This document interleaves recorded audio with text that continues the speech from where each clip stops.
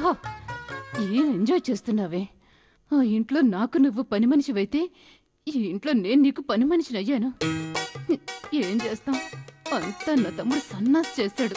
ఏంటి తిట్టుకుంటున్నావా? అవును. కాదు కాదు, మరి కాఫీ ఇవ్వకుండా అక్కడే నిలబడ్డావు? అంటే టీవీ చూస్తున్నావు కదా, డిస్టర్బ్ చేయడం ఎందుకని. అలాగా?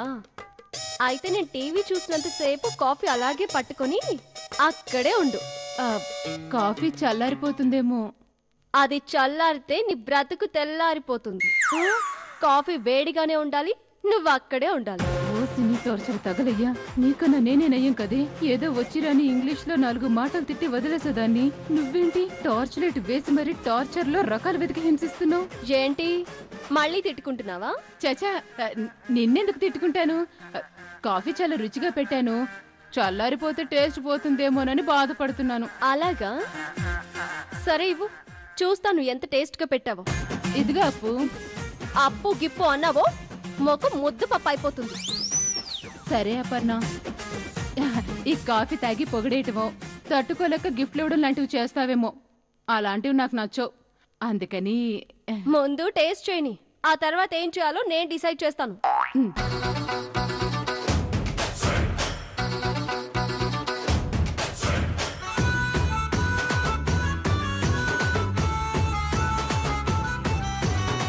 అదిగో చూసావా, ఆనందంతో ఎలా బిగుసుకుపోయావో. మరి సుకన్య కాఫీనా మజాకనా? ఒక్కసారి తాగితే మళ్ళీ మళ్ళీ తాగాలనిపిస్తుంది తెలుసా. ఇంతకీ ఎలా ఉంది?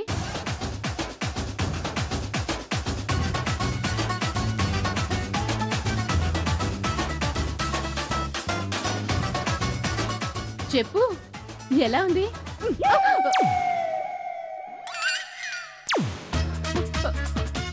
ఇలా ఉంది. చిచ్చి, ఇది కాఫీనా కుడితి నీళ్ళ? ఇంకొకసారి ఇలాంటి చెత్త కాఫీ పెట్టావంటే చిత్తడైపోతుంది. ఏమైపోతుంది? చిత్తడైపోతుంది. అది లెక్క.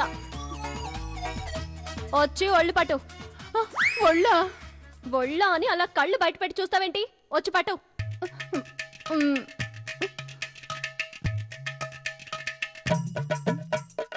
ఏంటా పట్టడం? కొంచెం మెల్లగా పట్టు. పనిలో పని పేక పిసుకొస్తే పోయడా వదిలిపోతుంది. మైండ్ వాయిస్ లొద్దు, పగిలిపోద్ది. అలాగే. అప్పు, నీకిష్టమని జీడిపప్పు ఉప్మా చేశాను, ఒకసారి టేస్ట్ చూడు. నువ్వు వంట చేయడం ఏంట్రా? నువ్వు ఊరుకో అక్క. ఇంట్లో వంటలు మగాళ్ళు కాకపోతే ఆడవాళ్ళు చేస్తారా? చూడబోతే నువ్వు నా కాపురంలో నిప్పులు పోసేలా ఉన్నవే. అప్పు, నువ్వేం అనుకోకు, మా అక్క అంతే. దాని బొంద అదేం చేస్తుంది? అయినా అక్క, పెళ్ళైన దగ్గర నుంచి చేస్తున్నాను కదా, చూసి నేర్చుకో. లేదంటే మూసుకుని మా అప్పు కాళ్ళు పట్టుకో. అర్రే, ఈ ఐడియా అయితే బానే ఉంది. ఒళ్ళు పట్టించాలు, వచ్చి కాళ్ళు పట్టు. నేనా? నువ్వు కాకపోతే నీ ఆత్మ పట్టుకుంటుందా? పట్టుకో. నేను వెళ్ళి మధ్యాహ్నానికి వంట రెడీ చేయాలి. అలాగే ఎగ్ చట్నీ కూడా చెయ్యి. ఎగ్గుతో చట్నీ ఏంట్రా?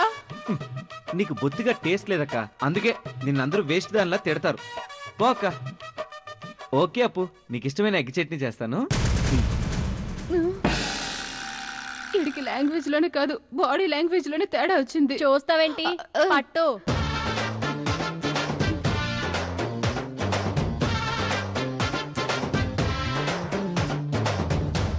ఆహాహాహా, నీకు ఒళ్ళు కన్నా కాళ్లే కరెక్ట్. బాల్లే పడుతున్నావు. బాగా ఎక్స్పీరియన్సా?